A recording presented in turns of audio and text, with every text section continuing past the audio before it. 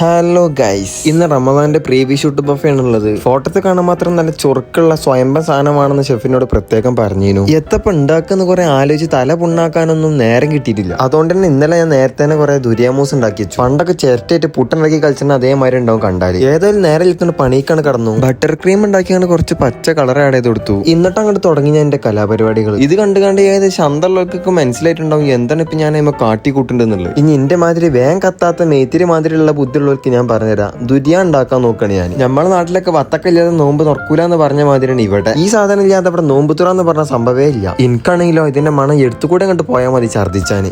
ഞാനാണ് ഈ ദുരിയ ഉണ്ടാക്കുന്നത്. ആരും കാണാതെ പോയിട്ടുണ്ട് ഈ കഷ്ടപ്പാട്. പാവല്ല ഞാൻ. ദുരിയൻ കാണാൻ ചക്കന്റെ മാതിരി ആയതുകൊണ്ട് തന്നെ ചക്ക ഉണ്ടാക്കണ മാതിരി കാണാണ്ടാവും. അങ്ങനെ എന്നിട്ട് മുള്ളു റെഡി ആയാലൊക്കെ ഒരു പാത്രത്തിൽ മാറ്റി വെച്ചു. അങ്ങനെ മേക്കപ്പ് ഇട്ട് കൊടുക്കുന്ന അടുത്ത പരിപാടിയിലേക്ക് കടന്നു. ഒറിജിനാലിറ്റി കിട്ടാൻ വേണ്ടി കുറച്ച് കളറൊക്കെ കണ്ട് പൂസി. അത് കഴിഞ്ഞ് ബട്ടർ ക്രീം സെറ്റ് ആവുന്ന ടൈം വരെ ഫ്രീസറിൽ അങ്ങോട്ട് വെച്ചു. സെറ്റ് ആയതിന്റെ ശേഷം അതേമാതിരി അവിടെ കൊടുന്ന് വെച്ച് കത്തിയെടുത്ത് ഒരൊറ്റ വെട്ടാണ്ട് വെട്ടുക. ഞാൻ പറഞ്ഞിട്ട് മണ്ടന്മാരെ ധൃതി കൂട്ടി വെട്ടാൻ നിക്കല്ലിട്ടാ. കത്തിനെ ഇതേമാതിരി കണ്ട് ചൂടാക്കിയതിന്റെ ശേഷം നല്ലോണം ക്ഷമിച്ച് ആക്കം പോലെ വേണം മുറിച്ചാന്. അല്ലാഞ്ഞാൽ എല്ലുംപാടെ എടുത്താണ് തെങ്ങിന്റെ ഒട്ടിക്കിടേണ്ടി വരും. മുറിച്ച ദുരിയാന് നെട്ടിണ്ടാക്കാൻ ഞാൻ മറന്നീനു. അങ്ങനെ എന്നിട്ട് ഫോണ്ടനും ചോക്ലേറ്റ് ഉപയോഗിച്ചുകൊണ്ട് ഉരുട്ടിക്കണ്ട് നെട്ടിക്കണ്ട് ഉണ്ടാക്കി. അത് കഴിഞ്ഞ് ബൊഫേയിൽ കൊണ്ടുപോയി അങ്ങോട്ട് സെറ്റ് ചെയ്തു. അത് കണ്ടുകൊണ്ട് എക്സിക്യൂട്ടീവ് ഷെഫ് വന്നിട്ട് നല്ലോണം അങ്ങോട്ട് പൊലിവാക്കി. ഞാൻ കുറെ മാഷാലൊക്കെ പറഞ്ഞ് ചെല്ലി പറഞ്ഞ് അങ്ങോട്ട് ഊതി. മനുഷ്യന്മാരല്ലേ, ചിലപ്പോ കണ്ണട്ടിയാലോ. അത് കേട്ടപ്പോ ഏതായാലും കുട്ടികൾക്കൊക്കെ മദ്രസ പൂട്ട് സ്കൂൾ പൂട്ട് ഒന്നിച്ചിട്ടുമ്പോ ഒരു ഫീൽ ഉണ്ടാവില്ലേ, അതിനെക്കാട്ടിലും അപ്പുറത്തേനു. ഏതായാലും നേരെ നേരത്തെ ഒരു ഫോട്ടോ എടുത്ത് ഞാൻ പോയി.